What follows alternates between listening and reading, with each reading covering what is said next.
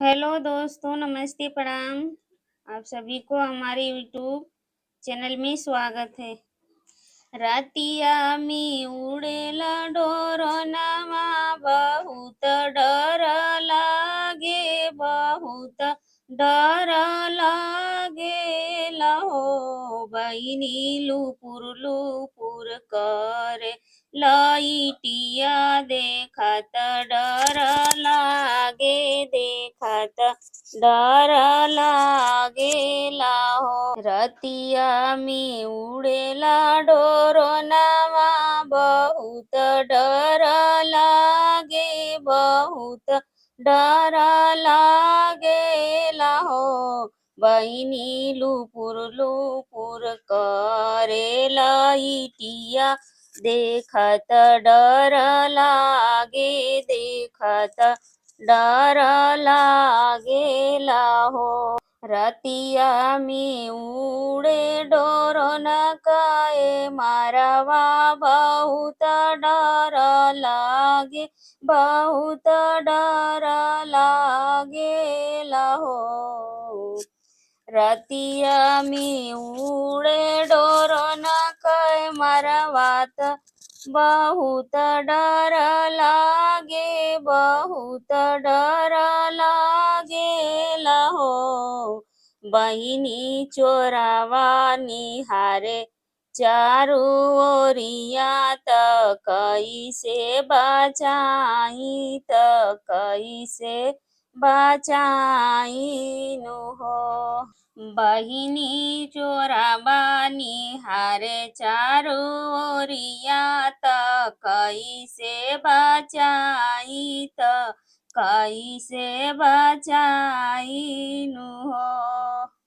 एक रात जागै दोसर रात जागै अवरु तीसर रात जागई हो। बहिनी जागी जागी बिताई कई रतिया त सोवलो पहाड़ भैले हो। बहिनी जागी जागी बिताई कई रतिया त सोवलो पहाड़ भैले हो। एक रात जागी दूसर रात अवरु तीसर रात हो। बहिनी जागी जागी बिताई कई रतिया त सोई नाही पाई, त सोवलो पहाड़ भैले हो। बहिनी जागी जागी बिताई कई रतिया त सोवलो पहाड़ भैले हो। दिनमा के यहाँ घूमत सजवा के घर रहा हो। दिनमा के यहाँ मुँह डोलत सजवा के घर रहा, सजवा के घर रहा हो। बहिनी घरमा, बहिनी घरमा त लोगवा जगावत चोरवा त भागी जइहे हो। बहिनी घरमा के लोगवा जगल रहा, चोरवा भागी जइत हो।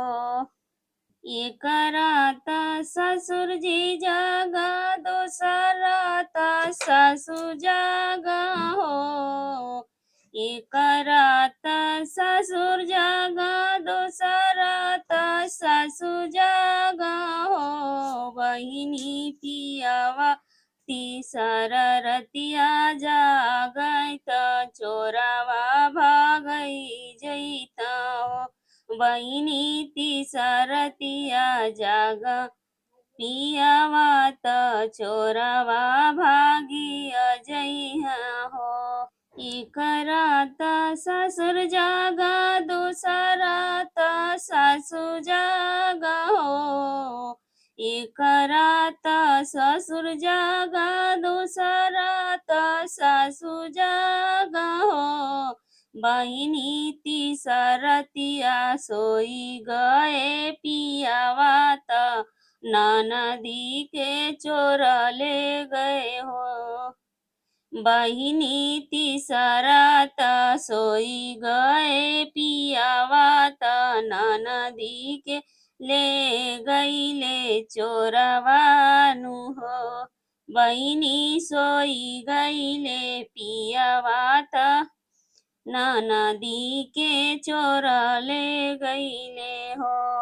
रतिया में उड़ेला डोरनवा त बहुत डर लागे, बहुत डर लागेला हो।